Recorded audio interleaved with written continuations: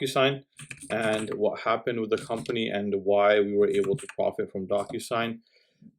So I made a nice chunk of change on DocuSign by playing a 200 strike option.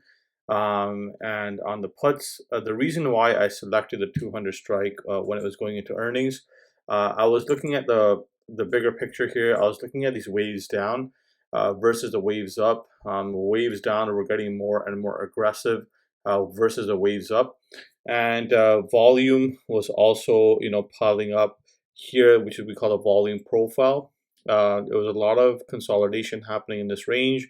So a couple of things I was looking at, and the scenario was if I was wrong, I was going to be wrong about $200 US, right? And not a big deal. And if DocuSign was going to bounce off this level and go back above, I can simply play the call options. However, the max pain that I was looking at in DocuSign, I was looking at this particular volume profile, and I was looking at the support level around 191. So I selected the 200 strike, bought it for 200 and some dollars, and I only played one options contract. And then the next level down, obviously, if this broke, was support level in this area around the 160. Did not expect DocuSign to fall this much. Max pain I was expecting was around here.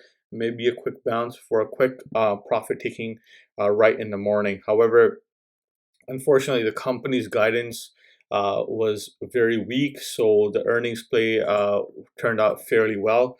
I did end up making around $6,000-7,000 on the DocuSign trade, but one thing to keep in mind is this is purely lotto, right? This is market reaction to a lot of these stocks. So what I'm watching for from DocuSign now is maybe we can try to go for a gap fill or try to retest 191. If it retests 191 and it fails, we can have a confirmation that DocuSign has officially entered its bear market or downwards trend now.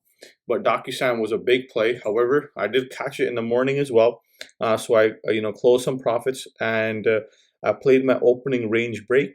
So the first 10 minutes of trading, did not trade, just watched DocuSign to see what it does, right? If it can continue to progress lower. It broke the opening range. This candle closed below it. Took a position here, rolled it a bit down, and made a quick scalp here as well. As you guys know, the market was coming down as well. So Tesla was another play that I was able to make here. Tesla, reacts well with the market momentum here. Tesla, as you guys can see on daily, so this is important about trading in multiple time frames. If you look at the daily chart on Tesla, you can see lower highs happening here. Pressure to the downside is consistent over the past few weeks. Support is not being held. So support level, first one was around 1080. Then we have 1031, and now all the way down to 1016. If this fails, we're going to see 980, then possibly 944. But if that's the case, we'll see what happens with Tesla. However, I was just looking at the weakness in the market. The first 10 minutes did not trade. We had a close, nicely below the 9 and 21-day EMAs here, as well as a VWAP line. So, and it kept coming down, and the pressure kept building on the downside. However, as you can see, the final exhaustion candle was right here, where the downward pressure dissipated and price kind of started to consolidate. So it'll be good to see what happens on Monday, but this is the opening range break. Was able to scalp quickly from this as well. So this is another thing you can keep in mind. Start from the bigger time frame, focus on what's going on the previous day. If it was consolidation, likely breakout could happen, and just set your levels and play accordingly. Wait for the 10-minute range, opening range break, and play that direction, right? It's been working out for me so far. The other play I did was in sentiment with the market was Amazon.